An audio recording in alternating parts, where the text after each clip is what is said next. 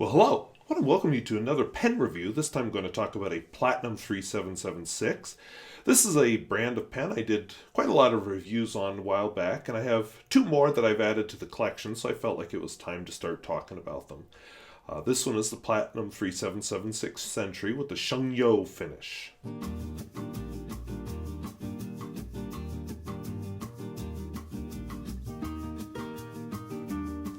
So if videos like this interest you, where I talk about fountain pens, both new and old, and at all price points, I would invite you to subscribe. If you'd like to comment on the Platinum 3776 model, perhaps your favorite finish, or perhaps you really enjoy the special editions, please talk about your favorite special edition, or your favorite nib on the Platinum. I'd love to hear from you. Leave your comment below. And as you can see, it's a lovely reddish pen. I would say it compares somewhat to the Bourgogne. I have a viewer from Quebec who comments on my mutilation of French pronunciation. Bourgogne finish? Bourgogne? I was going to look it up. And then in the excitement of getting down here and setting up, I forgot to look it up. But let's see how they compare. Maybe I will just call it the red wine finish.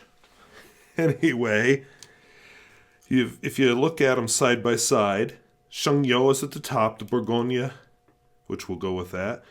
I'm sorry, I ran up the stairs to grab the pen, edited that out for your convenience, but yeah, I literally ran, which I should know better because that's where I broke my shoulders on those steps. But anyway, Bourgogne is much darker, much less translucent. I mean, you can tell there's something in there, but it hides it much better than the Shungyo. And the Shungyo, also, you can see some of these details. Raised lettering on the cap band, whereas it's engraved in the regular. There is a regular nut holding, the cap together in the Bourgogne. We'll go with that. It's hard to see. Oh, I didn't plan this out. There we go. But the nut that's inside the Shungyo is actually meant to be shaped like Mount Fuji. There it is. And there's a number engraved, so apparently I have number 1361 of 3776 of the Shungyo. The Bourgogne has gold trim, the Shungyo has silver trim, and then the Shungyo has these lines, which I will get to here in a second. So enough comparing. We'll set the Bourgogne aside because I'm not really talking about it. I'll bring it back when I talk about the nib. But I felt like I should point out here, first of all, these lines are meant to be kind of like ripples. This is supposed to be sort of a sunrise-esque color and finish, which I suppose it is. The lines don't really say that to me, but they're not bad looking. They give it some nice texture. I kind of like the sandblasted finials. That's just me. Especially since I've complained about some platinum pens. This Bourgogne isn't one of them. Having some injection molding things. When you uncap the pen, you can't really make it out, and I'm not going to run up the stairs to get the one where you can, but there is what's called a slip and seal mechanism, which after I do, I'm going to do a mass 7-pen review this weekend, but you won't see it probably till this fall. I'm going to talk about all the Platinum 3776 models, and then I'm going to cap them and test how long this keeps the ink from drying out. And I'm going to uncap one and use it every month till, they're all done. In here, the nib, this is what Platinum calls its coarse nib. Other companies might call it their double broad. And yes, I've had this discussion, but it really is called the coarse with Platinum. The grip section does not have that sandblasted finish. In fact, you can even see some injection lines from the mold. And then, of course, it is a cartridge converter pen with the Platinum's proprietary converter.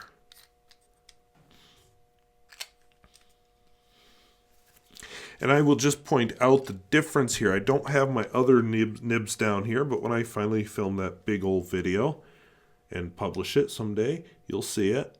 But in the meantime, I have here a fine, soft fine, and then I have a coarse, and you can just see the difference in the size of the nib tips. Now, what I like about I should say the Platinum 3776 in general, is this puts a gold nib pen at an reasonably affordable level. This is one of the lower cost gold nib pens that's out there, and it's a quality writing instrument. Platinum, you have to put up a little bit of feedback. That's just kind of their style, but I like it, so that doesn't bother me any. And they have some variety. Not the variety of Pilot or some other brands, but definitely some variety. I have a soft fine, I have a soft medium, and then I have the regular of both. I have a broad. I haven't ever seen a soft broad. I have this coarse. I've never seen a soft coarse. I don't own them, but I know that they have several versions of extra fine and ultra extra fine and so on. So, the variety is there within certain limits. I don't believe Platinum has any pens that are not cartridge converter pens. I don't think they have any piston pens, for example. But I'm okay with that because they are good quality pens. And I like the Platinum 3776. And to show you why I like it, maybe I should write with it. So again, I will just point out that this is the C stands for coarse, which is their way of saying double broad.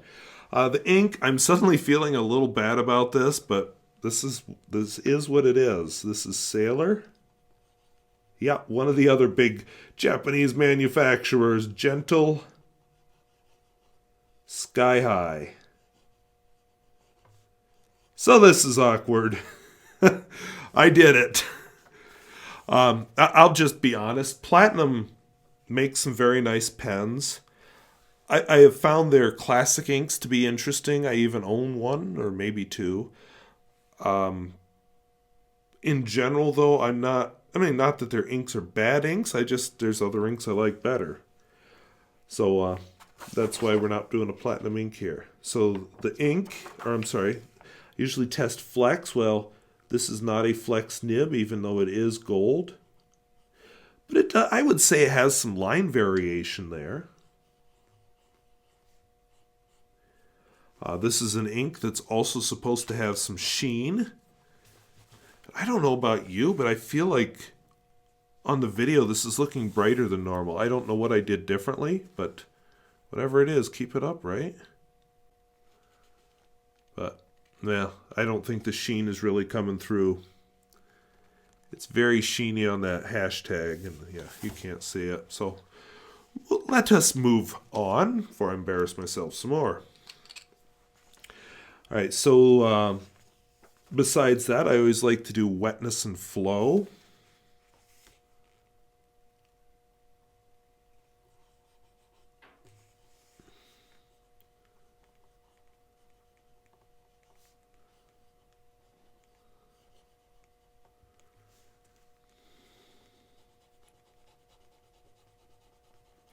It's a wet pen. I am very happy with it. I like to do a smear test. Of course, I do recognize that this is just as much a function of the ink as it is of the pen, but may give you some indicator if you're familiar with the ink. And then, I know not everybody's into this kind of thing. I'm not even into this kind of thing. But I always get asked about reverse writing. So I started testing it for those who are interested. And I would say that reverses to a fine, and not a bad feeling fine. Just since the other one is actually a fine, let's just do a quick. Of course, it flexes, but a little bit. So yeah, I think I'm right. I'm going to go with fine on that puppy. So of course, with platinum, you do have a little bit of feedback, and that's just one of those things.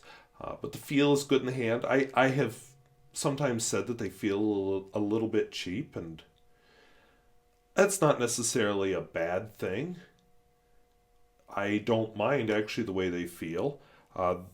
The special editions like this one are a little bit higher priced, and basically you're paying for more finishing details. It's still an injection molded pen, still the same basic parts. They put a new nut on that looks like Mount Fuji instead of the standard nut. Slip and seal cap. Right now there's a special edition out. I think it's called the Yoshino, but I could be wrong on that. Which is, I'm not sure how that fits in because I thought they were done with lakes around Mount Fuji, but maybe they found some more. I don't know. Or maybe they're going to smaller lakes. But anyway, it's a clear demonstrator. So they've done several different versions of these. You'll also find some 3776s that have, like there's the Nice finish, which is a sandblasted like the finials here, and clear, but then with rose gold trim. I have a Lavender upstairs, which is a fine nib, which you'll probably see in the next few weeks. So, again, it's sandblasted and, well, lavender colored. So, anyway, these are interesting pens. I like them. I have every nib size except for all these extra fine and ultra extra fines because I just don't find much call for them in the way I write. Although if I get further on in my Chinese, where I'm actually writing Chinese characters, sorry, not Japanese, that may come in the future. Chinese has been enough struggle right now. But if I ever get to that point, maybe I'll purchase an extra fine. We'll see. But anyway, let's do a quote. And for reasons which I'll let you know at the end of this video, this is probably an appropriate quote.